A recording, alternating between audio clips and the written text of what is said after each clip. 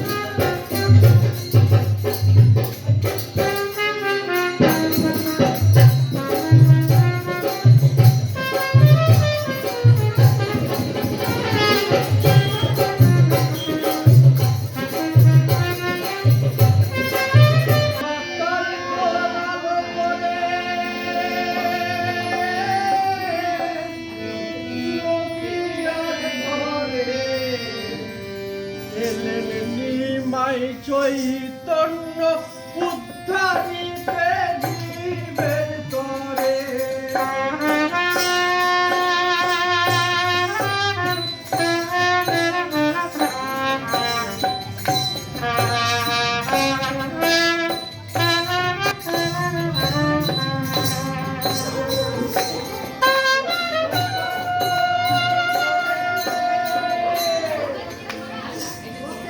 জগাই মাথায় দুষ্ট দুই ভাই এলেন করুণা। জগাই মাথায় দুষ্ট দুই ভাই এলেন করুণা। হরিনাম সংকীর্তনে পেলাম পাশের মন্ত্রণা।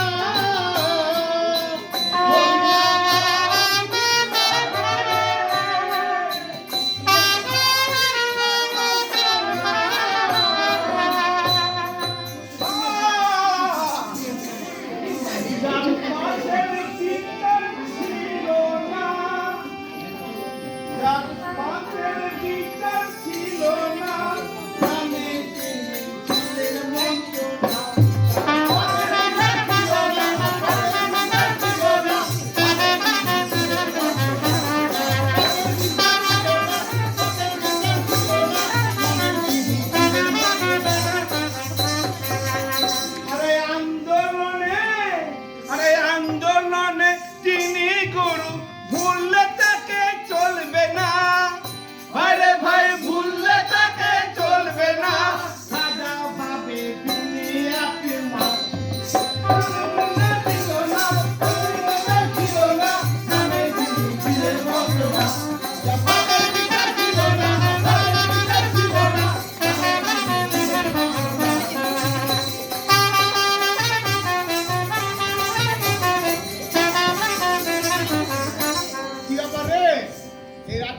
তুই কি বলছিস? শশী মাতার বলে কিছু বুঝতে পারছি না। হ্যাঁ, তোরা জানিস না শশী মাতার কোল আলো করে কে জন্মগ্রহণ করেছিল? কে জন্মগ্রহণ করেছে? কোথায় জন্মগ্রহণ করেছিল? তুই জানি না তো? কত সালে তার জন্ম হয়েছিল তোরা জানিস না? না, কিছু না, জানিস না?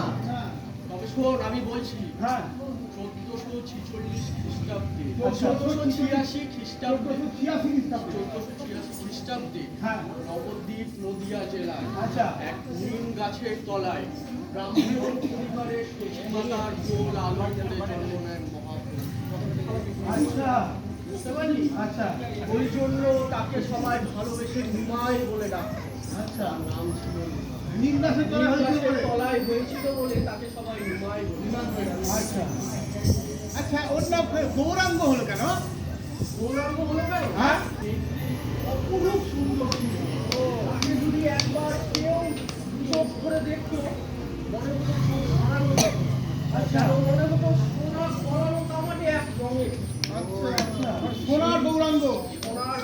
গোরা ওই জন্য তাকে বলে গোরা। ওই জন্য নাম হয়েছে তার গৌরা। কি বলেছে মানে তিনি আমাদেরকে জগৎ উদ্ধার করতে এই কলিযুগে এসেছিলেন। হ্যাঁ, উদ্ধার করতে কলিযুগে এসেছিলেন এবং কত মানুষকে তার মন্ত্রে ডুবিয়ে রেখেছিলেন। কি করে? জানি, কারণ তিনি ছিলেন ছোটবেলায় খুব খুব দুষ্টু ছিল। ছিল। হ্যাঁ, তাকে দেখে আশেপাশের মানুষজন একদম অতিষ্ঠ হয়ে পড়েছিল। তারপর হঠাৎ তার বাবা মারা যান। ও মহাপ্রভু বাবা মারা যায়। আচ্ছা। তারপর বাবার শেষটা করে আসার সময় হ্যাঁ। তিনি সংসার ধর্ম ত্যাগ করেন। তিনি যান তার গুরুর কাছে, দীক্ষা নেন। তারপরে সকল মানুষকে তার হরিনামের তাম রসে ডুবিয়ে তাই তো সকলে বলে জয় নিতাই গৌর হরি আরে ওর কথা তো শুনলাম। হ্যাঁ। তোর কি খবর রে? আমার কথা হ্যাঁ। বল, তুই যে কি বলছিলিস জগায় মারা বুঝতে পারলাম না। তাহলে শোন, হ্যাঁ মহাপ্রভু যখন ধর্ম পূজা শুরু করেন হ্যাঁ তখন নবদ্বীপে। নবদ্বীপ ধামে, হ্যাঁ। তখন তিনি শুধু ধর্মটা ব্রাহ্মণ আর পণ্ডিতদের মধ্যে সীমাবদ্ধ রাখেনি, তিনি ধর্মটাকে সাধারণ থেকে অতি সাধারণের মধ্যে নিয়ে যেতে চেয়েছিল। মানে সাধারণ মানুষের মধ্যে ধর্মটাকে নিয়ে। একদম। হ্যাঁ আচ্ছা তারপরে তিনি তার নির্দেশে যখন নিত্যানন্দ হয়ে যাবে? মহাপ্রভু হ্যাঁ। ধর্ম পূজা শুরু করেন, নিত্যানন্দ প্রভু। নিত্যানন্দ প্রভু হ্যাঁ যখন ধর্ম পূজা শুরু যেতে করেন পারবি? তখন যেতে পারবি? জগাই আর মাথায় বলে দুইজনকে তিনি ধর্মের জন্য হরিনাম বলতে বলেন। জগায় মারা। জগাই মাথায় হ্যাঁ। যে তারা যেন হরিনামটা বলে। বলে ফেললো। না, আচ্ছা তারা বলেনি। তারা কি করলো? তারা হরিনাম বললো না। নিত্যানন্দ মহাপ্রভু তাদেরকে বারবার বললো, আরে আরে তোরা একবার হরিনাম বল রে, আরে তোরা যদি বলিস তোদের সব পাপ ধুয়ে যাবে রে। কিন্তু কিন্তু তারা কিন্তু বললো না। তারা কি করলো তখন? তারা তারা কি করলো শুনবি? কি করলো? তারা করতো নেশা। হ্যাঁ তারা দুই ভাই করতো নেশা এবং তারা ভাঙা কলসি দিয়ে সে নিত্যানন্দ প্রভুকে আঘাত করলো। আরে তারা নিত্যানন্দ প্রভুকে আঘাত করলো। পাগল হয়ে গেছি। এবং তখন ভালো করে বস না। নিত্যানন্দ প্রভু তো আঘাত পেল। এবার তখন সবাই কিন্তু মহাপ্রভু শরণাপন্ন হলো, মহাপ্রভুকে ডাকছে। ডাকছে। তখন শ্রী মহাপ্রভু তার সুদর্শন চক্র আমন্ত্রণ করলেন তারা আমাদেরকে দর্শনের বধ করার জন্য। তখন তখন তখন নিত্যানন্দ প্রভু পা জড়িয়ে ধরে বলল, প্রভু এই তুমি কলিযুগে এরকম রূপ তো তোমার দেখিনি, তুমি শান্ত হও, তুমি ক্ষত হও। ঠিক আছে। তারপরে সেই জগাই মাথায় তার সেই মহাপ্রভুর সেই রূপ দেখে তারা সাক্ষাৎ নারায়ণকে দর্শন করলো, পায়ে পড়ে গেল এবং তারপর থেকে তারা হরিনামে পুরো পরিপূর্ণভাবে জর্জরিত হয়ে গেল। এবং তাদেরকে দেখে দুষ্টু লোকেরা অনেকেই এই হরিনামের প্রতি তাদের আস্থা বেড়ে গেল। বাহ, খুব ভালো, খুব ভালো। আরে তোমার খবর কি রে? আমার খবর? আরে আমরা হচ্ছি ডোম চামার মুচি মেথর। হ্যাঁ, আমাদের আগেকার যুগে আমাদের ধর্ম চর্চা করার কোনো অধিকার ছিল না। আচ্ছা, মন্দিরে যে ঢুকবো আমাদেরকে হ্যাক করে ফেলে দিত। আমি যদি কোনো মানুষের পাশ দিয়ে যাচ্ছি, আমার যে ছায়াটাও বানিয়ে দিল, তো একবারে আমাকে স্নান করতে হবে। বুঝতে পারলি? এক কুয়াতে আমরা জল খেতে পারতাম না, তারপরে পূজা করতে পারতাম না। মহাপ্রভু শ্রী চৈতন্য বললেন যে না, ধর্ম শুধু কিছু ব্রাহ্মণের ব্যাপার নয়। তিনি কিন্তু এই যে পিছিয়ে পড়া মানুষ সমাজে, তাদের মধ্যে তিনি হিন্দু ধর্মকে নিয়ে গেলেন। নাইলে তিনি দেখছেন বহু হিন্দু ধর্মের মানুষ অন্য ধর্মে চলে যাচ্ছিল, কেউ মুসলমান ধর্মে, কেউ খ্রিস্টান ধর্মে চলে যাচ্ছিল।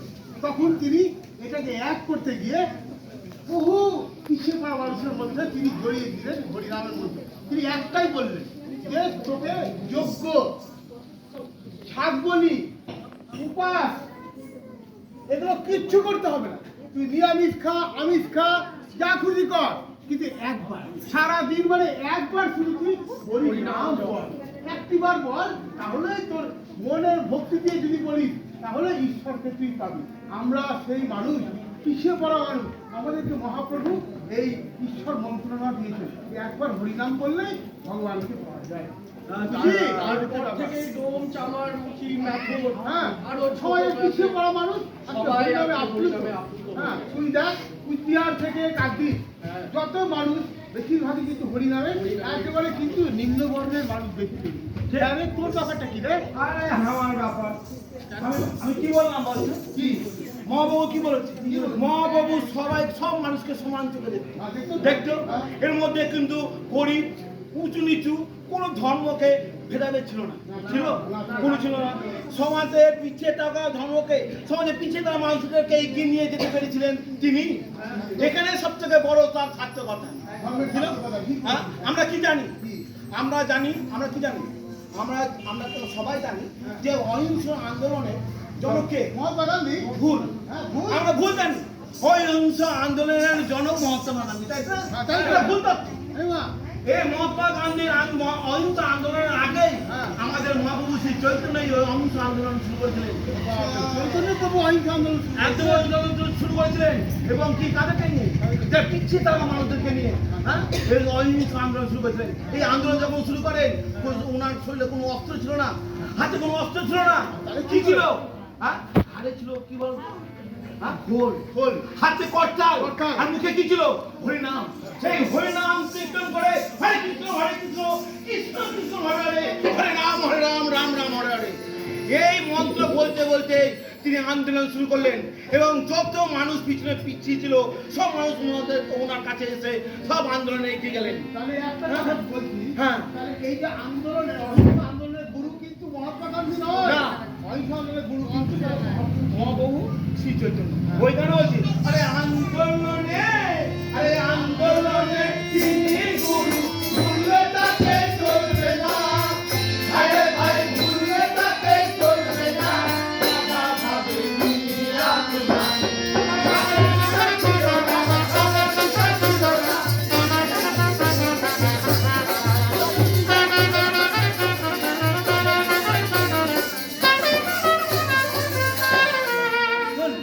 আমরা চারজনই হ্যাঁ। মহাপ্রভুর নাম গান করতে বেরিয়েছি আমরা বেরিয়েছি মানুষ আরো বেশি করে মহাপ্রভুকে জানুক অবশ্যই। এই যে চারজন আমরা কি চারজন এইভাবে বললে হবে হবে না। আমাদের একটা মিটিং করতে হবে আমাদের মিটিং এর নেতাকে বলতো আমাদের নেতাকে একজন কে আমাদের দেবাদিদেব মহাদেব মহাদেবকে ডাক আমাদেরকে ডাকতে হবে হ্যাঁ। ওনাকে আমাদের হেড করে হ্যাঁ। আমরা আন্দোলনকে এগিয়ে নিয়ে যাবো ঠিক বলেছেন। ঠিক আছে হ্যাঁ। যেন আমরা মহাদেবকে স্মরণ করি ডাকো। ও শিব হে শিব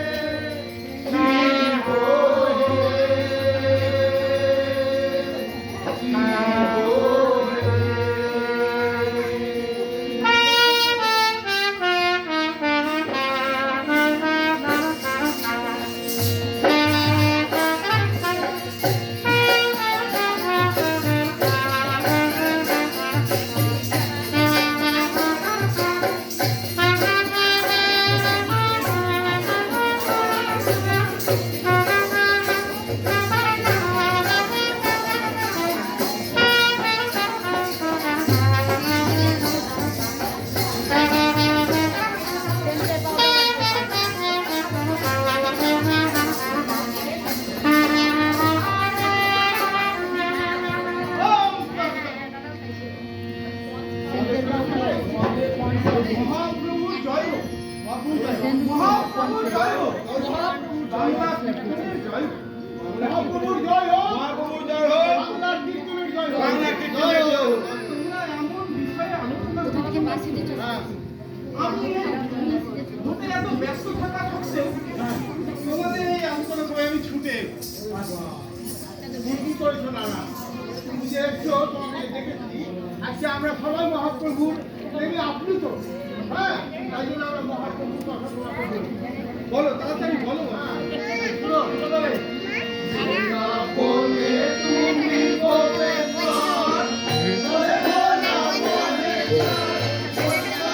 হ্যাঁ রেড কালারের লোকটা বসে আছে না তারপরে কোথায় ব্রাউন কালারের ব্রাউন কালারে জামা কই হ্যাঁ হ্যাঁ তো তার আগে না পিছনে পিছনে যে তোর সঙ্গে আর্ট করে না কই দেখতে পাচ্ছি না। তোমাকে তো আমরা কই? বৃন্দাবনে তোমাকে কিন্তু গোপেশ্বর বলে ডাকি। হ্যাঁ আমি নয় তো। পৃথিবীর বিভিন্ন জায়গায় বিভিন্ন নামে পূজিত হয়। যেমন তুমি কাশিতে যাবে বিশ্বনাথ, তুমি দেওঘরে যাবে কি বলে ডাকে? দেওঘরে বৈদ্যনাথ। কই রে? ঠিক আছে, তারপরে এদিকে আছে উত্তরাখণ্ডের দিকে যাবে কেদারনাথ, অমরনাথ। ওই রকম আমি তোর সাথে হ্যাঁ, আমি যে আমার সাথে যেত বাড়ি। বৃন্দাবনে গোপেশ্বর হ্যাঁ হ্যাঁ হ্যাঁ যে টাকা দিয়েছিল না আটে কি আকার? আঁকিস না তুই অর্থাৎ হচ্ছে ক্লাসে যাস না হ্যাঁ তো যাই তো। গোপীদের ঈশ্বর। জানিস না গোপেশ। হ্যাঁ। বুঝলে? যিনি গোপীদের ঈশ্বর নামে বৃন্দাবনে পূজিত হয়। তাই জন্য গোপেশ্বর। আচ্ছা। আর কি আছে না জানো? কি বলো? বলে, ভরা রসে বাসরে গোপীর কোলে পড়ে। ভরা রসে বাসরে গোপীর কোলে পড়ে। ভোলা ধরা সুলো পানি। এই নানা ভোলা ধরা সুলো পানি। রাত দিলে তোমার বৃন্দাবন।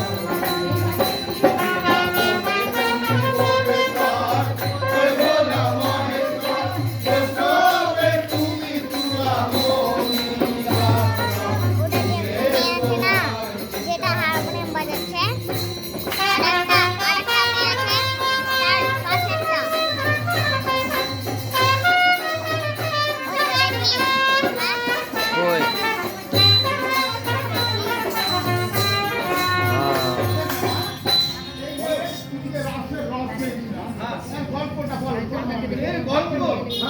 তাহলে শোনো বৎস,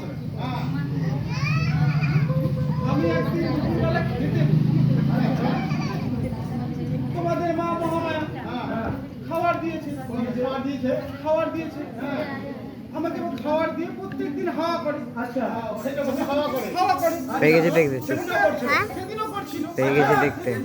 করেনি আমি খেতে বসেছি। আচ্ছা, ভেতরে গেল। আচ্ছা, আমি ভাবছি কিছু হাতে রেখে এসছে, নিয়ে আসবো। আচ্ছা, দেখি নতুন বস্ত্র পরিধান করে বেরিয়ে যাচ্ছে কৈলাস। আমি বললাম, বোমা তুমি কোথায় যাচ্ছ?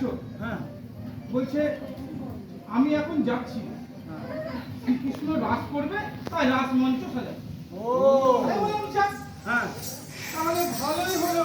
আচ্ছা, শ্রীকৃষ্ণ যখন রাস করো, তুমি যখন রাস মঞ্চ সাজাতেই যাচ্ছ, তাহলে তুমি আর কিছুক্ষণ সময় দাঁড়াও, আমি খেয়ে নিই, খাওয়ার পর আমিও যাব রাস দেখতে। না, বলা মাত্র তোমাদের মা কি বললো? বলা মাত্র বললো না, ওখানে পুরুষদের যাওয়া নিষেধ, তুমি গেলে অনর্থ হয়ে যাবে। আমিও ভাবলাম আমি হলাম বৈষ্ণবের চূড়ামণি, আর তোমরা রাস করবে, আমি সেই রাসে সব অংশগ্রহণ করবো না, তা কি হয়? আমিও কিন্তু সেই গোপীদের বেশে রাসমঞ্চে ঢুকে পড়লাম। তুমি কাপড় পিড়ে নিলা? একদম পরে আমি রাসমঞ্চে পৌঁছে গেছি। আচ্ছা, বাপরে কোটি তুমি গো, এখন কাপড় পরে তুমি রাসমঞ্চে ঢুকে গেলা, গোপীদের মধ্যে রাস চলে গেলা। কিন্তু কি প্রভু লীলা খেলা! সেই চতুরের শিরোমণি ধরে ফেলে আমাকে, ধরে ফেলে। আমাকে তখন বলে যে তুমি এখানে কি জন্য এসেছো? আমি বললাম, প্রভু আমিও রাসের রস পেতে চাই। তখন আমাকে বলল, তুমি কলিযুগে অদ্বৈতাচার্য হয়ে জন্মাবে। না, অভিশাপ না, আমাকে কলিযুগে আবার আমাকে জন্মগ্রহণ করতে বলল অদ্বৈতাচার্য হয়ে। আমি বললাম, কিন্তু আমি জন্মানোর পর আমি রাসের রস পাবো কোথা থেকে? তিনি বললেন, তুমি অদ্বৈতাচার্য হয়ে জন্মাবে, আর আমি নদিয়াতে শ্রী চৈতন্য মহাপ্রভু হয়ে জন্মগ্রহণ করব। সেই রাস আমি তোমাকে গঙ্গার তীরে দেব, সেই রাসের রস। না এতটুকুই তো আমরা জানতাম না যে রাস মঞ্চ সাজাতে গেলে মহামায়াকে লাগে। হ্যাঁ, তো তোমাকে নিয়ে গেল না, এবার তুমি ছদ্মবেশে ঢুকলা, তারপরে তোমাকে বললো তুমি কলিযুগে জন্ম। হ্যাঁ, ভরা রাসের বাসরে গোপী কোলে পড়ে, ভরা রাসের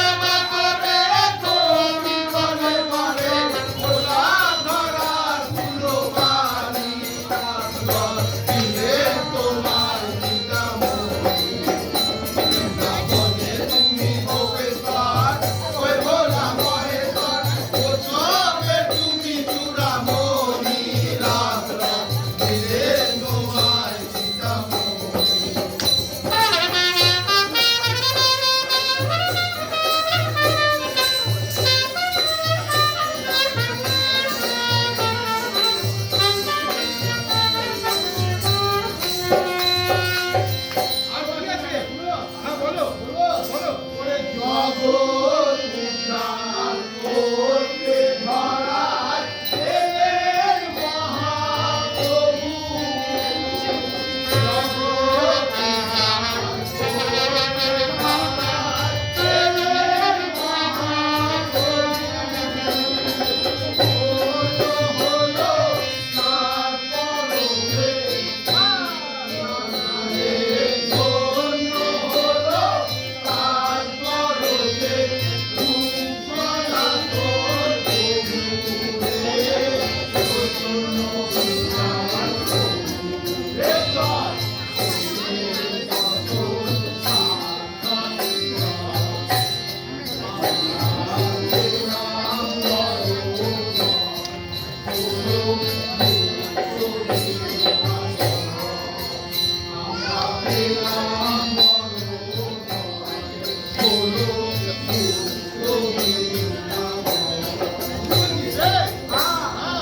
আজকে এই পৃথিবীতে মানুষকে উদ্ধার করতে জন্মগ্রহণ করেছিলেন শ্রী মহাপ্রভু।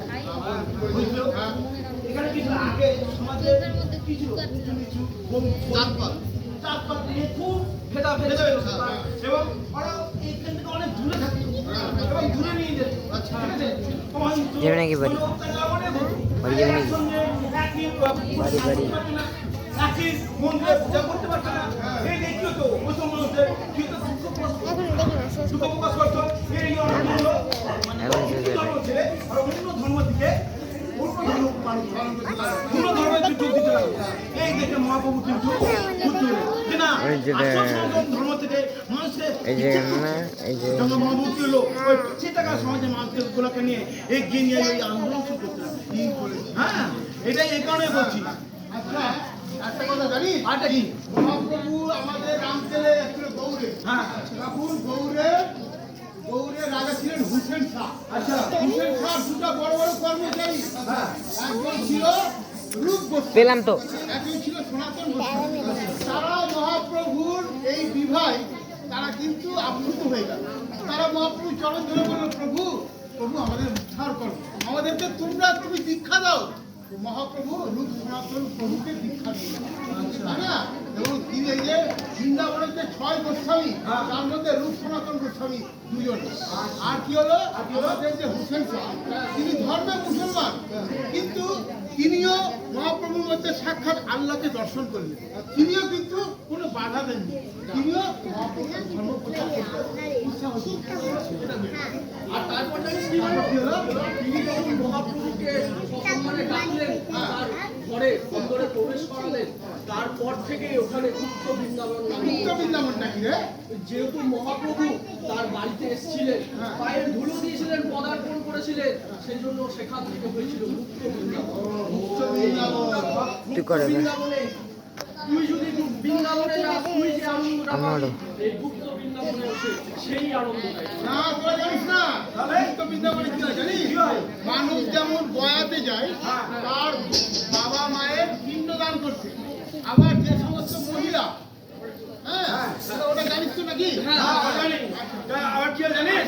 আরে মাতৃপিণ্ড দিতে হলে নমতে এসো দলে দলে, মাতৃপিণ্ড দিতে হলে নমতে এসো দলে দলে, গৌরা পর্যটনের নামনি, গৌরা পর্যটনের নামনি, তোমার